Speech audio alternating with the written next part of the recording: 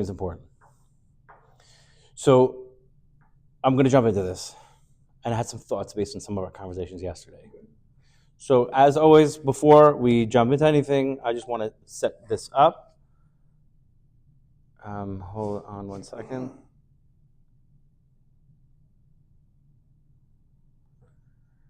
Right. It seems like we're having an issue hearing me on the Zoom. All right. Let's see what we can do about this. It's very glitchy. Your volume's off. Can you hear me? I can hear you, yeah. Great, now we can hear you. Okay. Oh, really? Okay, we're good? Yeah, we can hear anything you just said before that. I don't know if it's recording, so I don't know if the recording's catching it, but whatever. Okay, but how about now? Is everything okay now? Yes, we can hear you. Thank you. Okay. Are you recording it on a different end too on your phone? Yes, I have a separate recorder on my phone, and I have my computer up. Okay, good. Thank you. I'm doing the Zoom. Okay. So we didn't get into any juice yet because I was just our trusty Chavrusa here. We had an interesting conversation, but we'll get to a different time. Right now, let's just jump into it. So, reminder: anyone who has any particular questions, it's best to get on the WhatsApp. Send me voice notes. I'll get to you throughout the day. Also, as always, if anyone is struggling with addiction in these areas of Begama Bris, if there's any kind of sexual addiction of any kind, or you feel that you're dealing with an addiction, please seek professional help. If you need help getting referral, please reach out to me, and I will refer you. This shir also is Le'el Nishmas, my father, Yitzchak Kaddish ben Hanan. Before jumping directly in, but just to let everyone know where the place is, we're on I think we're on page Ches, and we're up to Beis, paragraph that starts with Beis. Okay. We yesterday and the day before got into a really intense conversation about the standard, right? The standard of where, and it's very easy, and this is an example of how easy it is to fall into despair, into total yish, because it's like, well, the Gemara says that even for 1 second, if your hand moves below your belly button, that you could be considered a Rasha. Or if you walk by where the women are doing the washing, you could be considered a Rasha. And our approach yesterday was like, it's important to understand the standard. And there was someone that was kind of grilling me yesterday about this. And it's like, it's just so hard, it's painful. And I said, and I think it's important for all of us to understand this, that like, I can't in good conscience tell you that don't worry, everything's fine. I can't do that because I would be lying. But at the same time, right, there has to be an understanding of like where people are at. So I think what the Nesivos Shalom is doing is showing you the standard, how high it can go. And then also this next piece is going to bring us down to reality, to like understand where we're at. He's not going to hold back, but he's going to give us perspective. So, and for us to know also, it's like, this is the fight. This is the fight. And this maybe alludes a little bit to your question earlier. Like, all desire in the world, all is wrapped up in this somehow, some way. Like the desire for eating, I know it's brought down by the Sheva Mitzvahs B'nai Noach. There's one of the Isurim is eating Ever Min HaChai. So I saw someone say that Ever Min HaChai is connected to sexual averis, and that there's something about a lust for eating, right, that some people have that's connected to lust for Begam Bris, for things that relate to that. I never fully understand it, but like over time, like just like learning what the Sfarim say. And then also, I've looked into like, other philosophies, things like that. Maybe not necessarily recommended for everyone to do, but I got psak from my Rebbe that I could learn it. They also talk a lot about the positive ones, not the destructive philosophies. So the positive ones that are out there, they're Chachma B'Gaim Tamin, there's Chachma in the Gaim. They also talk about the concept of desire and the extreme importance of eradicating desire. This was actually not to really go off subject, But when we talk about Chachma Yavanis that was so destructive, right? That completely overtook Klal Yisrael. It's actually from a historical context. There were multiple Greek philosophies. One of them notoriously was named Epicureanism, and one of them is very famously known as Stoicism. I don't want to go too deeply into this, but essentially Stoicism says that you need to get rid, you have to live a life of virtue, and you have to get rid of vice, right? And it talks about vice, and its number one thing is desire. Like, you could want things, but you have to keep it on the level of a preference. So if I have it, that's nice, it's great. We appreciate comfortable AC or comfortable heat, right? But if we don't have it, we can't start getting depressed and upset and stressed out and throwing things. That's an example of that, right? The preference. But desire itself is destructive. There's another philosophy called Epicureanism. Maybe there are people on the group here that understand Epicureanism, have read it. I used to get into fights with people about this all the time. So there's a big debate about this. But the word Epicurus in the Gemara may or may not be a way of describing these particular Greek philosophers, Epicureanism. Because the Rambam has a different pshat of what Epicurus means, and it's not necessarily clear that there is a connection. But then when you learn a little bit of that philosophy, the connection becomes very clear. Also, Stoicism and Epicureanism were like the biggest philosophies of the day.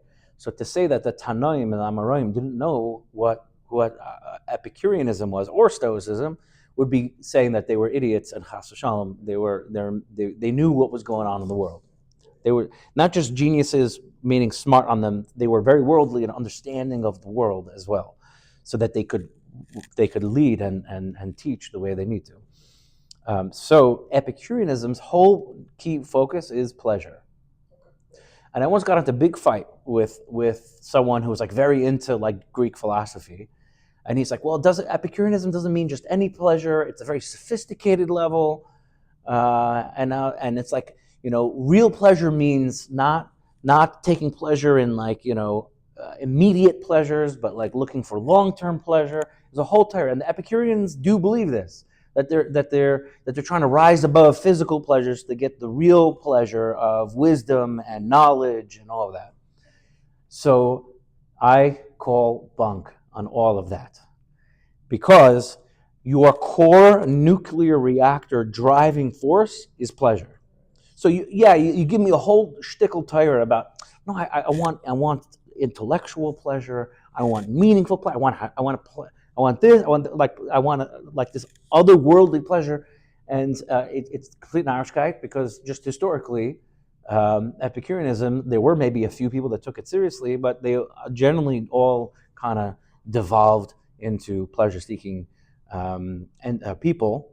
And as a proof to this, one of the leading Stoic philosophers in Rome, named Epictetus, he actually wrote a whole discourse just lambasting these Epicureans on this point, saying, so don't take it from me, take it from the people that lived in the time, that, you say that you're into this higher level pleasure, but none of you are getting married, none of you are starting families, none of you are taking life seriously. You're all involved in all these like personal, like, vendettas and dramas and all this kind of stuff. So don't give me a whole long story. I'm paraphrasing a little bit, but not by that much.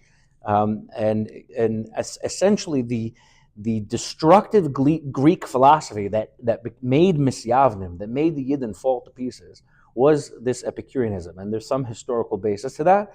And under Antiochus, who was like a lot of these, the kings, emperors, rulers of these areas would have these philosophers in their court. And depending on the temperament of the ruler, the type of philosopher, that's the kind of philosopher that they would have. And of course, it is brought down. I spoke with actually a philosophy professor here in our shul that we talked a little bit about it. Yes. We talked a little about it, and he's like, it is 100% clear that Antiochus the fourth, which is the one who caused all our drama, was very into this Epicurean philosophy. Now, with this whole long arichas, I'm sorry, I went a little bit off. there is Epicureanism is just a symptom of the issue, where desire, and then sexual desire being the pinnacle of desire, because it's the most expressive of what we describe as desire. For these people, were like it was the highest height of philosophy, and with all their lives and everything, it always devolved into just hedonism and just selfishness and depravity. And honestly, you could say the same thing today. You look around you, what's the philosophy today? Right? They might not call it Epicureanism, but it's definitely hedonism. And sexuality is right at the top. So with all that said, and understanding that, yes, yesterday we got intense and we got this like really high level. We like laid out this very super sophisticated, intense high level of like removing yourself. Don't want to even be called to Russia for 1 second. We have to like bring it back to reality. We're all human beings. So how do we process this? So, but the Stoicism and the Epicureanism seems like two opposites. Yes, they were rival schools of philosophy. Lahavdil elef alfei of dollars, because Stoicism tried to teach non-Jews. It was a Goyish philosophy, but it was trying to teach virtue, which is a positive thing. And there's a lot of positive things. There's a lot of overlap in the ideas that the Stoic had and how Jewish Hashkafa has. There's a lot of failings in Stoicism because it doesn't take you all the way where you need to go, where Yiddishkeit takes you all the way to Kaviyachal, the throne of Hashem. But at the same time, at least there was something like that out there. And it's very interesting. You have in the world now, there's like a resurgence of Stoicism because people realize like religion is in the tank, is down the tubes. So we need something. So at least there's Stoicism. Some people are very into Stoicism today. That's why I started looking into it, and I asked my Rebbe if I could learn this stuff. So he gave me psak. But my point is to say that this is not just a Jewish fight and a Jewish battle.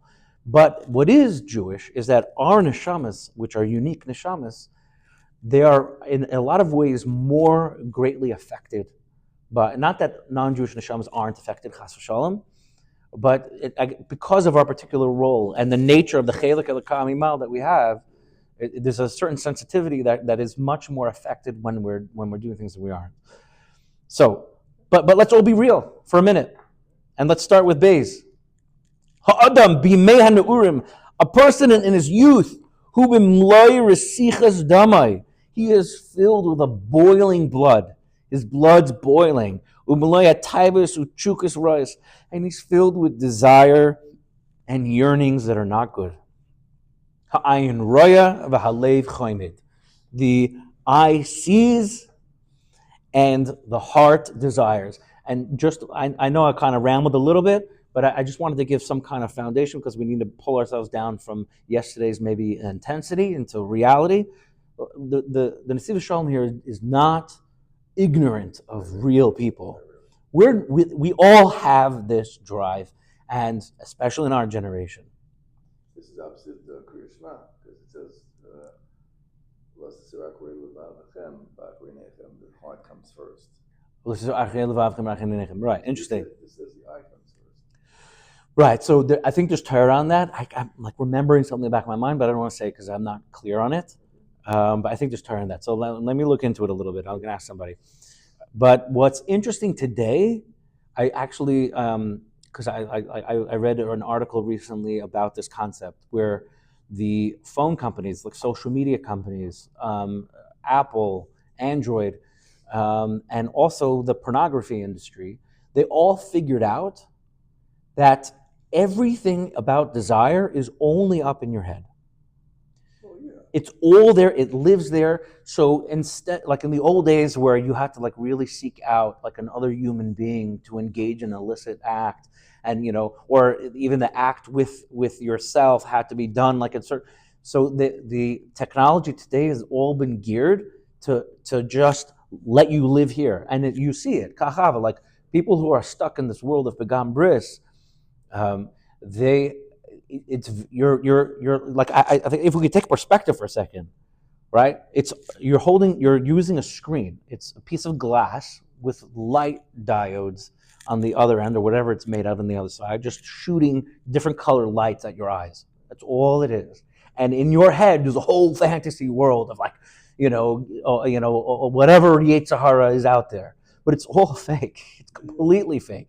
It's completely and utterly fake. And they all realized how to manipulate you and how to attach everything to, instead of having, like, you don't need anything. You don't have to leave your house. You don't have to search out and like hunt, to do something bad. It's a piece of glass and plastic with a battery and connection to the internet, and you are off to the races. So it's just a very fascinating thing. They've figured out to hijack all the layers, all the barriers that would normally prevent a person from, getting into a bad situation. They figured out how to remove all of that and just like whoop, pull you right in immediately. I don't know if you watch movies at all. We're going to talk about actually movies in a second. Jumanji? Yeah. Jumanji? Yeah. So Jumanji is a very interesting example. Right into the set. Right. So Jumanji is like a cool mushroom for this. You know what? Let me give me a second. I was planning on talking about movies in the next little bit section. If we get to it tonight, then you're in for a treat, guys, and like a process of watching movies. And I'm not recommending to watch movies, but for those of us who have as chatani maskir, we've watched movies. Hakadosh Baruch Hu put us in this situation where we watched movies. We may have made a bad decision, but we ended up there, and Hakadosh Baruch Hu was there with us. That's how this works. And how do we process that? So that's a question to deal with, and I'm going to get there. But for now, let's just talk about, we're human beings. And human beings, we get attracted to bad things. Our eye sees and our heart desires, and and we're full of all these desires that have no sipuk chaim, that just empty and shallow, and just like the more we run after it, the less good we feel about ourselves, right? His gabrus koyach hamedama, and the koyach hamedama, the power of our imagination, which is also a nickname of the Yetzer Hara. The nickname of the Yetzer Hara is the koyach hadimyon, right? Because all avera is in here. It doesn't exist. Everything else is just the hechatimsa. It's the MacGuffin, as they say, right? When you have like a story, right? The story about between good and bad, and the hero has to go find the Holy Grail, right? Talking about movies, right? Has to find the Holy Grail, right? The Holy Grail doesn't mean anything. It's just a tool used to get you moving, get the hero moving through the story, right? So that's all like the end result, right? Like the actual like satisfaction of the desire the Yetzer Hara is telling you is all fake. It's just in your head. It's just the plot device that the Yetzer Hara is using to get you to go down this dark path. And you are always, you find yourself always within the battle, within the fight.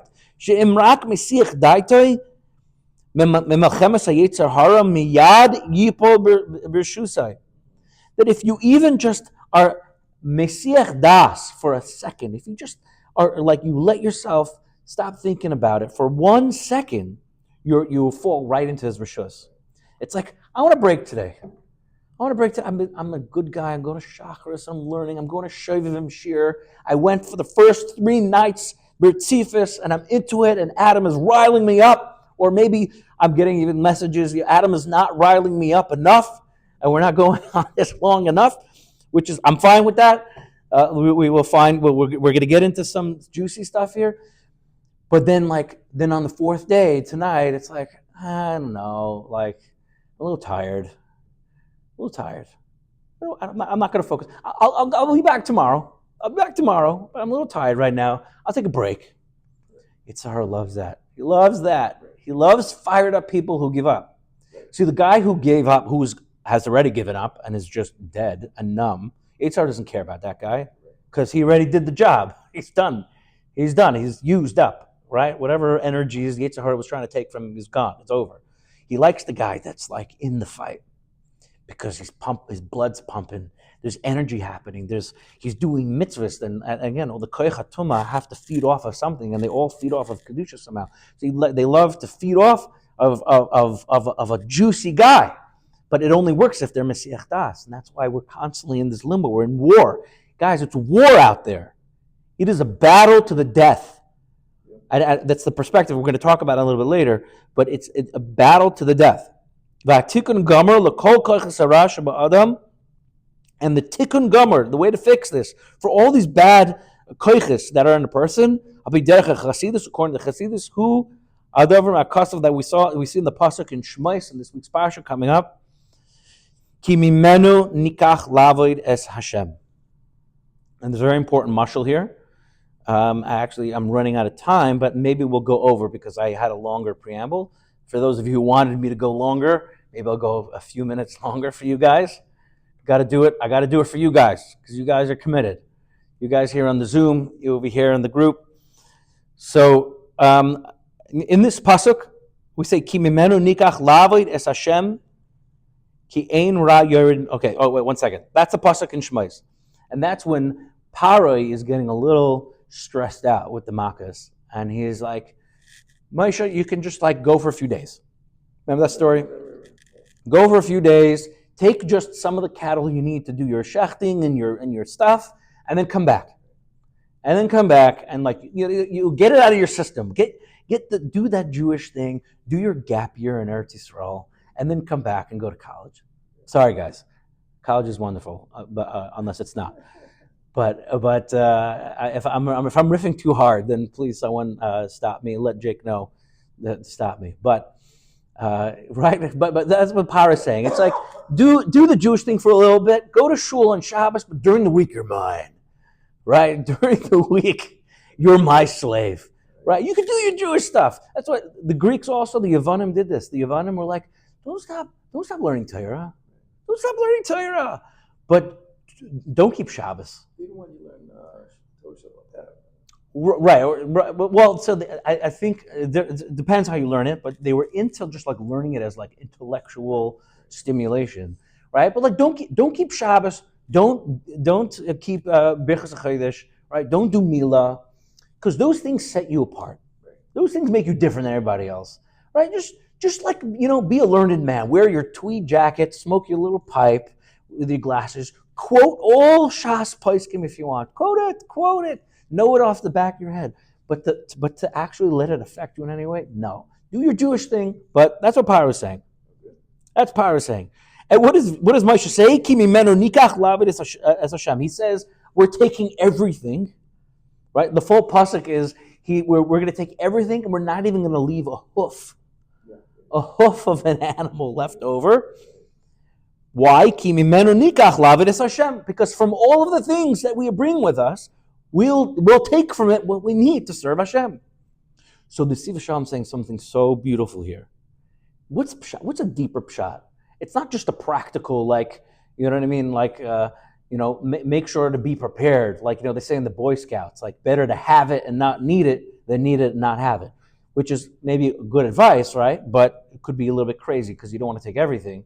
Right, but when it comes to this, like, what's the deeper avodah over here? That ki ein ra yored min hashamayim. There's no such thing as bad that comes directly from Hashem. V'chol tchunas hanefesh, and all the emotions and drives of our nefesh, of Adam that are in a person, biyadei lehaloisam. It's in the person's hand to raise up lemekar hatov v'hakadusha, to the source of tov and kedusha. Even these disgusting, depraved things, they all like are downstream, a lot of filtered downstream from a source of kedusha. Because HaKadosh Baruch Hu is Ein Sof, and everything that we know that exists comes from Hashem. So everything had a source in kedusha, even things that were bad. So it's our job to lift it back up to that place. And kol tavaisav uchukaisav v'yahavara, all the desires and the yearnings and the evil, bad loves that we think we have, all of these can bring us back to Ahavas Yisbarach, Hashem Yisbarach. And through those bad things, you can even rise higher. It's a very important Hasidic concept that comes out in Hasidus, that yes, we need to stay away from bad things, and we shouldn't do bad things. And that's what we talked about yesterday and the day before. Like, this is high level. Don't let yourself be called a Russia. But we have to be realistic. We're all human beings. And the fact that it exists means Hashem, it's not really now to go into how this works, but Hashem kind of wants it. Hashem kind of wants it to exist, and maybe even wants certain people to go through a journey where they fall and then they rise up again. And they bring out holiness that could not exist otherwise. That's why we have the famous line, right? Makim she bali tshuva oimdim ein hatzadikim gemurim yachalam. That there's something about being a Baal Tshuva that's on a higher level, because one of those things is that you're going into this world and lifting up. And this is my discussion about movies. Maybe we'll dive into it right now. We're not supposed to watch movies. I remember I had a Rebbe in yeshiva. Movies is maves. Movies is death, is maves. And he's probably right. It's probably right. It's a waste of time. All the time wasted. Hashem yirachem. All the time I've wasted in my life watching movies. But because everything's from Hashem, there has to be a way to lift it up. There has to be a way to lift up. So here we're now, yes, we know we know where the standard needs to be. We know where the bar is. But together, guys, whoever's watching, we're going to lift up all our averos. And we're going to start with movies. And chas v'shalom, I don't think anyone here watching ever watched the movie. I'm just talking about myself. But if you know somebody who watched the movie, you maybe can give them this kavana to work on yourself. But movies at its very, very core is essentially very complex, sophisticated mashalim at the end of the day. And the better the movie is, the better it is mimicking a certain point about life. And obviously it's not perfect, and they're usually like a twisted version of some kind of truth, but they're basically zeroing in on like certain key features of life, and they're magnifying it, and you can use it as a mashal to either follow the lesson that movie's teaching or not follow. Most times, probably not follow the lesson movies are teaching. And again, it's not a recommendation to go watch movies now so you can learn up the movies, but with all the hours of time just swishing around your noggin, all the wasted time, let's try to dip into that swamp and try to at least make something out of it. Like, they have like recycling where like they take garbage, like plastic bottles and garbage bags, and then they like clean it, and then like they can make like mats out of it, and they can make different like art pieces out of it. That's what we have to do with the garbage in our head. And that's what Akash Baruch Hu wants us to do. Everything can be lifted up. Like Moshe was saying, we're taking everything. What is Moshe saying? We're taking everything, we're not even leaving a hoof behind. We're taking the Avodah Zarah, and we know that we took the Avodah Zarah because the Malachim by the Yam Suf wanted us to die because we had Avodah Zarah, right? Hey, Moed Avodah Zarah. Hey, Moed Avodah Zarah. Like, why should we save Klal Yisrael? So, but Moshe in this pasuk is saying, we're taking your Avodah Zarah, and we're gonna rip that. We're gonna shred that thing up to its basic elements, and we're gonna take out the good, and we're just gonna leave the garbage in the trash. We're gonna leave it strewn in the desert. By the time we get to Eretz Yisrael, we're just gonna have beautiful gems that we carved out of the garbage that you left with us. But we're taking it with us. We're taking that with us, and we're gonna bring it higher. However, mi yala b'har Hashem. Who is going to rise up, like the pasuk says, Mi yala b'har Hashem, who's going to go up the mountain of Hashem, lahasig madrega zu, to reach that madrega, hashayches levenei aliyah, right? That's that we're able to reach, right, for bnei aliyah. How are we going to do this? Umayasu elu shebetzad achra yitzhara. And what else are we going to do with on the other side that this yitzhara shalai, that this person yitzhara is gaber? He's constantly strengthening himself, and he's renewing himself every single day. He never rests. He is never quiet. Until the warrior's strength weakens. Like, how are we going to do that? There's a famous joke. I can't remember who said this. Was it Yankel Miller, the famous Chassidish comedian? It was Yankel Miller. And if anyone is Yankel Miller, good for you. Points for you. But a guy wakes up in the morning and he needs to get out of bed. And the Yetzer Hara says, "No, Yankel, get up. Let's go. Time to get up. Get to Shacharis. We're going to go learn. We're going to go to Shacharis." And then the Yetzer Hara is like, "No, it's so cold and you're tired and just stay in bed. It's going to be fine." And then the Yetzer Hara is fighting, and my Yetzer Tov is fighting, and they're just fighting. And until I said, "Listen, guys, if you're going to fight, can you please take this outside? I'm trying to sleep here." Right? The Yetzer Hara does not stop for a second. Right? Umitzad Sheni on the other side, Hashi'ifa lichbosh olam umloyai. Right? There's this desire to conquer the entire world. V'chein koyach hamadamash Hashem Yisbarach hitbiya ba'adam b'mei neurim. HaKadosh Baruch Hu created this koyach inside of us, right? When we were young, that we're boiling and it's just burning within us. And if we go onto the side of the Yetzer Hara, it's so difficult for us to see clearly. Because imagine like drums beating in your ears constantly. Tonight I was like preparing for Shir and I was preparing for a few other things. And I love my kids to death, right? And they're just like, Tati, hanging on me, like just sitting, like I'm sitting at my desk and I'm like trying to learn a little bit. And it's beautiful and delicious. And I promise you, I did not scream even one time, right? Okay, I didn't yell. I did not raise my voice. I was not out of character. This is recording still, right? I need to be better. But they're good kids. They're really good kids. I'm very proud of all of them. But imagine, like the Yetzer Hara is like in your ears. In your ears, it's so difficult to concentrate. It's so difficult to see clearly.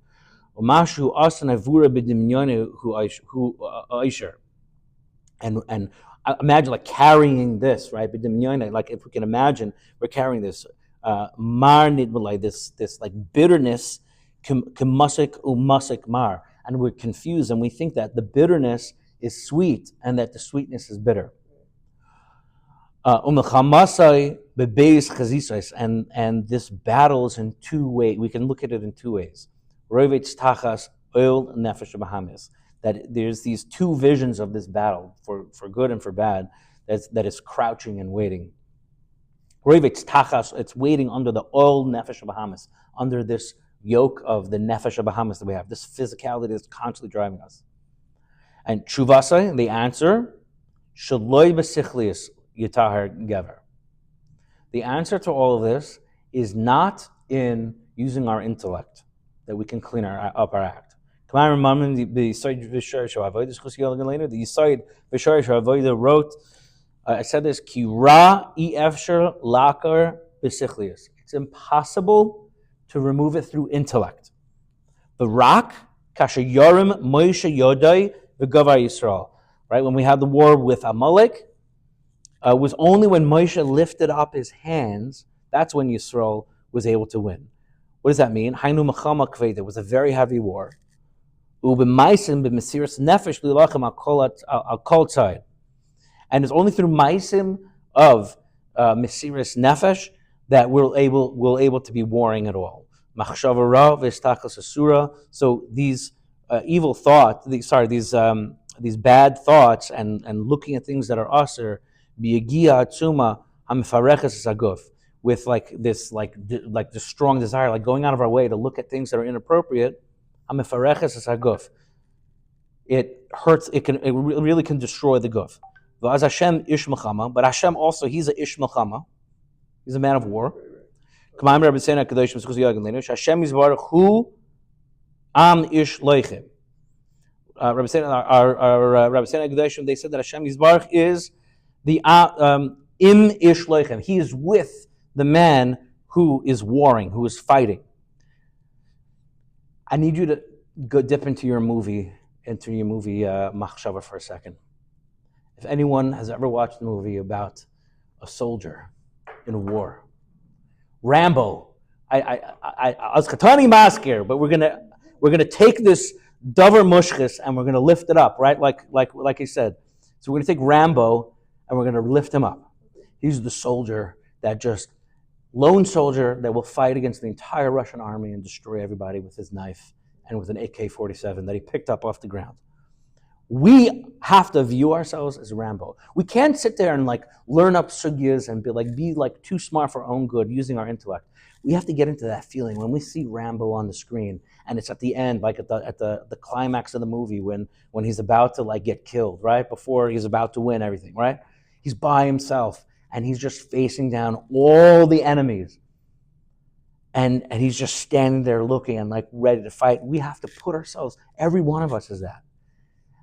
Every one of us, not only like do we wish we could be that, right? We all are that. Because we constantly keep saying, we all have a galaxy inside of us. We have so much aura, so much power that HaKadosh Baruch Hu put in every single one of us. As part of not just Hashem gave us a power pack, a gift, right? That like we can access once in a while. We are that power.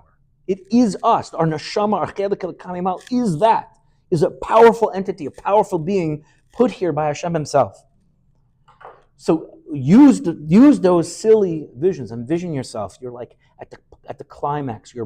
There's no hope left, and you know that the only way the only way out is through. You're that soldier of fortune, and you gotta make sure it happens. Kol rifyun yadayim. So picture yourself as that soldier. Kol rifyun yadayim b'mei neurim. Achrisa mi yishurena. All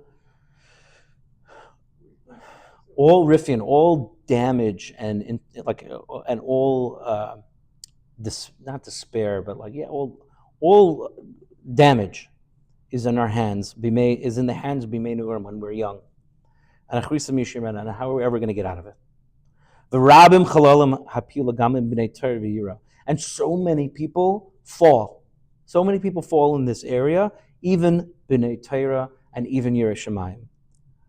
And the ikar shaloi leichana afilu im kvar avrei. That we don't subjugate ourselves, we don't fall, even though we've failed in the past.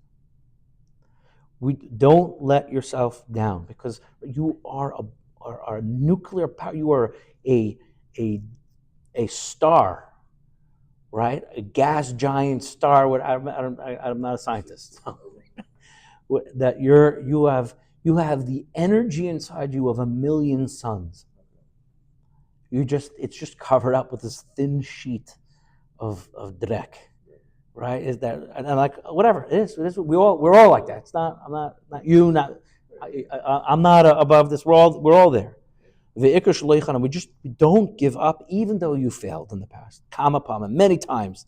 Shekiba atzma, you got to accept on yourself. You give me kabel in yourself. Keep fighting. And even if you're not seeing any bracha, you have to keep in the fight because you're that soldier, man. And it's you are in the middle, right? Of the ultimate fight of good and evil. You have the communists on one side that got their guns pointed at you, and you have the entire free world behind you hanging in the balance. And you're Rambo, and you are the only person that could save the world. The Yitzhahara is burning inside you like a fire, and it destroys you palm after palm. He won. You're standing there and you're shot, right? You're like it's the end of the movie, right? So you got a few wounds. You got a bullet in the shoulder. You got a bullet in the stomach. There's just blood pumping. You're standing there, right? Your army uniform's all shred. You're holding a weapon in one hand. You're holding your knife in the other hand, and that's all you have left. And the bad guy's about to hit the button that's going to set off the nuclear bomb and blow up, right, the entire America, right? It's you are there, and even though you failed and people died and your whole team, right, got left and blown up in the previous scene, you gotta stay in the fight. You gotta be the man in the arena. The man in the arena is the one that even when he gets hit, he stays in. He stays in. Yeah, you're going to get hit. Getting hit's the price of winning. It's the price. If you don't get hit, you didn't do anything. You didn't fight. What are you doing? If you got hit, it's like you're there. You're where you're supposed to be.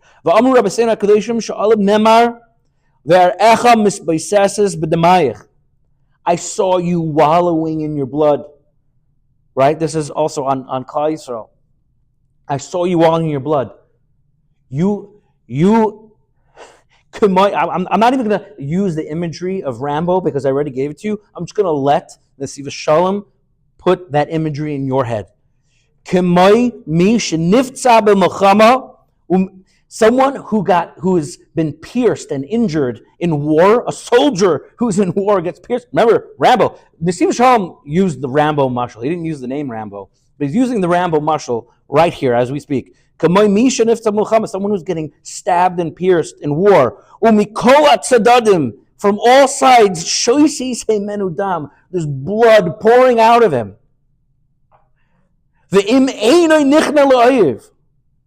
And if he doesn't give in to the enemy, if he stares you down with that Sylvester Stallone look, with that look on his face, I'm not even going to try to do it. I'm going to take you down. Okay, I'm not going to do it. But that's you. You're stabbed. You got a bullet wound in your liver, and it's just pouring with blood. If you don't get to the hospital soon, you're done. Your shoulder, your leg is like trapped in the bear trap, and it's shredded. Right? You have one bullet left in the chamber, and you got a bloody knife in the other, and you are fighting for the good, for the greater good of all, and you're not giving up. There's blood pouring out of you. And when you don't give up, if you don't give up, then like we say by the bris, then we could say, right, by your blood you will live. That's how we live. That's how we're alive. That's how we're alive, because we're in the fight, and we get the highest level brachas that we give to the Rachanimo when he's getting his bris. Yesh mizeh nachas ruach lakadosh baruch hu. There's such nachas ruach lakadosh baruch hu. If you're sitting in your home and you never go through challenge, let's be honest. What are you doing? You got to be out there in the fight, and we're all out there. And you know what? Facebook and TikTok and all that, they figured out how to take the war into your living room, into your pocket, into your most private chadri chadarim. They figured out how to schlep it in there. So now you're not out in the jungle anymore. The wars come to the streets. They're doing guerrilla terrorism, and you got to go like the IDF. You got to go from house to house, and it's a brutal, brutal war. But there's such nachas ruach when we stay in the fight. Yoisher min ha'avdus shel malachim v'srafim. So much higher than what malachim and srafim can do. Davka mitoich matzav kazeh. It's specifically davka in this situation. Yochol chayil. You could be that soldier. Lalois ledarga gvaya, to rise above. And kashalimroitz shenifza mamshech lucham. And even though you got stabbed and pierced, even though you continue the fight, you could cry just listening to these words, because every one of you has this in you. Again, I'm going to use another mashal from the movies, The Matrix. Right? I'm not going to go the whole red pill, blue pill. I think that's overdone. But there's a part of The Matrix where he's just a simple guy.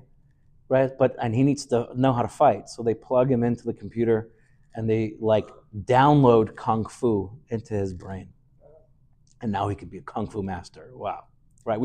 That's like the ultimate dream, right? Bypass all the hard work, and then just get the joy of being a kung fu master. So that's actually, I think, one of the most horrible sides of the Matrix. I don't like using the Matrix as a positive mashal because of some of these issues that the Matrix has. We could talk about it at a different time. Maybe we'll do a shir, like redeeming the nitzaitzis of Kedusha that we lost in all the movies we watched in our lives. Maybe one day. Send Jake a comment. I'm sure Jake is going to love this. We're going a little overtime. I hope you don't mind, because I got to get this out, because this is so important. But if you want to do another separate shir on redeeming the nitzaitzis of movies, let Jake know, and you'll make his day. Right, Jake? But so he downloads all the kung fu. It's so sad because he never worked on it on himself, and there's like a value in like learning a skill, whether it's kung fu or writing or learning Torah, whatever it is, right? And you try to skip all that. But here I want to do the reverse matrix. You know kung fu already because you've trained in it in Gilgul after Gilgul after Gilgul, and HaKadosh Baruch Hu gave you the koyach to do it. You don't remember it, and you put layers on top of yourself, and you distract yourself. It's like, oh, life is so meaningless. I can't make my bills. I can't really learn that well. It's really, really hard and boring. Look at that guy's driving a nice car. Look at that guy's giving a cool shiur. I'm just like a whatever. It's like, no, you don't need to download Kung Fu because you already learned Kung Fu. It's in there. The spiritual Kung Fu is in there. You could do those backflips. Kung Fu Panda is actually a better movie series about this concept than The Matrix. Don't get me started with the movies. See, it's a problem. But Nesivos Shalom started with the movies. He started bringing Rambo. He himself was quoting Rambo. You're the last man standing. Blood's pouring out of you. And you all have the koyach. You all have the Rambo skills inside of you. Every single one of you. We just got to remember, discover it. It's not a process of learning. It's a process of discovering. And Masha Einkein, to continue. Sorry, guys, but let's see if we get to another paragraph. Masha Einkein, b'mei shalom, but during times of peace, it's like, it's really hard to rise in levels because you're not really working. Everything's calm. When does muscle get built? When you're in the gym lifting weights and just tearing the muscles and then they heal back. If you're just living a loosey-goose, it's chill. It's just a vibe, man. We're just going to chill. Right? I'm gonna learn, but like I'm not really gonna stretch myself a little bit. So I remember our tactic to like deal with Gambris was to learn 5 hours, and really what we learned, the real Nakuda, was learn more than you normal. Right, but learn more than you normally did. It's the same thing like the gym. I was getting to a point where I'm congested. I can't do it. Everyone's got their level, right? But if I go to the gym and I lift 5 pounds every single day, and I never raise the level of weights, you're doing nothing. You're doing nothing. So if I'm just learning my regular thing every day, and I'm not standing outside of my comfort zone, what are you doing? Yeah, I'm not saying you're going to get schar for the learning. I'm not taking that away from you. But you're not moving. You're not growing. The worst thing for a person is that he is the same person today that he was yesterday. Even if we just move the needle by 1%, and I saw someone said, like, move the needle 1% every day, at the end of the year, you've grown 365%. So just move the needle, because when you're in the calm state, nothing happens. Umar and Admar, the Beis Avram, the Admar of the Beis Avram, because Yogan said, Maimer, Chazal, he said a Chazal in Medrash Rabbah. I did get some comments that I need to like quote my sources better, but I'm working off the Shalom, so he doesn't have sources for everything. But I will do better to try to quote the sources. Tavi Mavi Dekanach Tsoyas B'na. The mother is going to come and is going to clean the tsoya of her child. Dehina nifka b'mechama, that when we get into this mechama, harei im yisakev lichboish, harei im yisakev lichboish pitzav yikabel oid kadur mavas. If you're holding yourself back, lichboish, from fighting, right? Pitzav, and you're getting stabbed, yikabel oid kadur mavas. You're gonna bring more death upon you. What? You're gonna die essentially if you give up the fight. Okay. Yeah. And it's only after you reach a place betuach. It's only after, like, but it's worth the fight. It's worth the fight. So only later, that you get to a secure location, right? You're able to, like, you stop getting stabbed. And that's when you can like take start to heal and get better. Watch Kasa Bimei Hanaurim, like it's written that in B'nei Hanaurim, when you're a child, Tzarech Lilcham B'li Harif. You gotta war, you gotta fight with not letting up in every second, every moment. V'rakashatava imai, but only then when the mother comes after the fight, im nikras mida habina, which is when you get older, right? Imai is connected to the mida of bina. Bina is when you're older, when you turn 40. But again, our generation, I think the ages are a little bit skewed because we're so delayed. We're so delayed from like the pressures of the world. So I wonder. I don't know. I'm not giving psak on chassidus right now. I wonder if the ages get a little delayed. But when you get older and you have a place where you can really process the war you're in, that's v'hu ben arbam lebina, right? That's when you turn 40. K'shiyeh ben arbam resichas adam nacha. When you turn 40 and the boiling blood starts to calm down. And the reason why I say I think our ages are skewed is because I know people that are over 40 and the blood did not calm down. So I think they're like in a katnus state. So their body is still running on the same childish algorithms, and they never really get to that point. And there's things that they need to do. Maybe we'll talk about it here. So, but when they get to the place of 40, then that state of being ima, which is connected to the midah of bina, is able to start to clean up all that stuff. So essentially, it's like this: Rambo's in the war, he's losing, he's dying, but you got to stay in it. And if you stay in it long enough, you'll get to a point where the reinforcements are going to come and take you away. And then you'll be able to process the battle and grow and learn from it. And like when you're young, it's just going to rage in you. Essentially, what he's saying is you have no choice. Sorry, guys. If anyone here is young, in a young age, and they're boiling, there is no cure. There's no cure. But Boker Tov, you're normal. You're a normal person. You're a normal person. And then when you're older, you'll be able to start fixing it. Ikra klal b'mechama, the ikr rule in war, shemi shechas al kvoidei shel melech. So one who's careful about the honor of the king, he's fighting for the greater good. He's a soldier fighting for the greater good. Lo yichna lo oyev. He's never going to give up. See, the soldier who's really fighting with a mission, he is willing to die. And he will do whatever he can. He's not going to just kill himself. He's not going to throw himself on the sword. He's going to use all his kaiches to fight and stay in the fight. There's no question in his mind whether I'm going to win or whether I'm going to lose. He's never giving up to the enemy. I'm not going to let you take me prisoner. I'm going to fight till the last breath. If my gun jams and all I have is a bullet in my hand, I'm going to throw it at you. And because I'm so fighting for the honor of the King of Hashem, that bullet will pierce all of you. Like that scene where he shoots one bullet and it goes through all the guys. Yeah.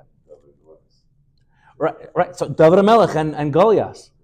You think David HaMelech for a second thought that like this stone's really going to do anything? But he's like, I am doing my hishtadlus. HaKadosh Baruch Hu needs me to fight. Everyone else is being babies right now.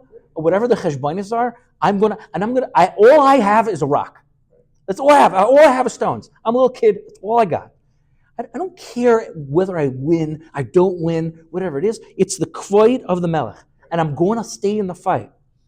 And truth be told, you don't have another choice. You're out there. The soldiers are surrounding you. What are you going to do? You just give up? You're going to give up and let them destroy the honor of the king? V'yadav lamas mavas gibarim, and it's better. And you know what? To you guys who are under 40 and you feel like you're dying, but remember, you're Rambo. Sometimes it's better to die the death of a gibor, and then milipol b'shevi, then from falling into captivity, and then falling and giving up to the enemy. Like, there's certain. Again, we're quoting movies all the time now because I think we're going to use these mashalim because we're going to squeeze out every drop of kedusha. We're going to squeeze out.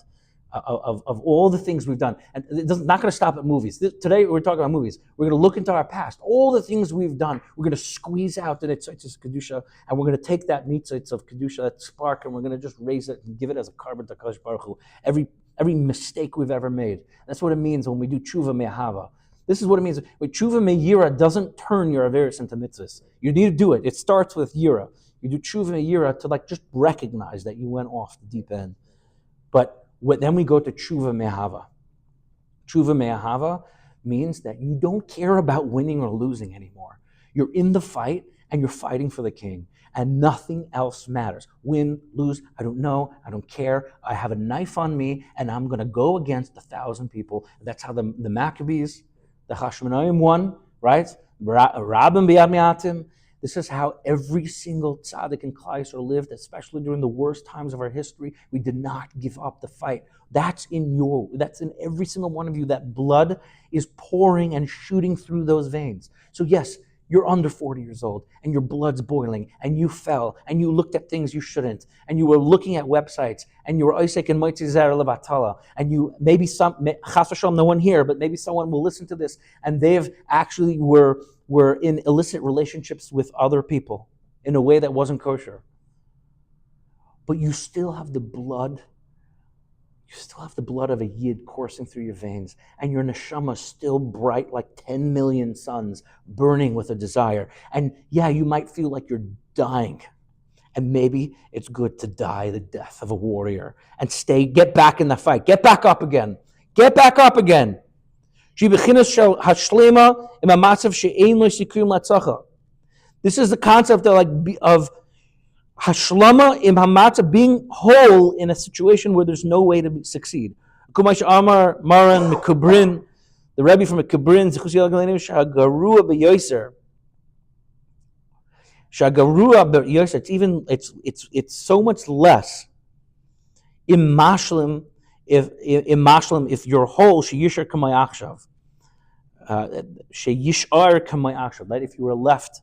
If you were kind of like something remains like you have now, meaning if you left something on the table. I think this is what this means. It could be I'm not reading this right, so I'm going to have to chaza this. But like if you leave energy on the table, it's like I could have put in a little extra fight. Then there's a little bit of missing from that battle. You got to you can't leave anything on the table. All your energy, just let it out. And we all have that. We are all Rambo. We have the kung fu downloaded in. Not because it was quickly downloaded, it's because that's who we are. It's our essence. We trained in all our Gilgulim. We came from the Kisei HaKavod. We have Kedusha pouring through every single piece of us. All of you. It's such an honor and a privilege, and I don't deserve to be the person here talking to you because you are all such nuclear reactors of Kedusha and Halakite, and you are all in the fight. You are all in the fight. Don't give up. Don't give up. The point is not to win. The point is to get to a point that Ima is going to come, that Mama is going to come and clean up your wounds. Right? You got to stay in the arena, man. Don't give up. Don't give up. Have a good one, guys. Have a good one. It's good. It's easier said than done, actually. Yeah, that took it right out of me, man. That took it right out of me. Stopped.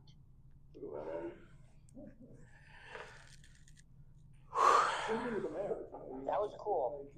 Yeah, Jake, you were into it? Yeah, how many good do you think we're on? 10. More. What? Oh, geschmack. What's that?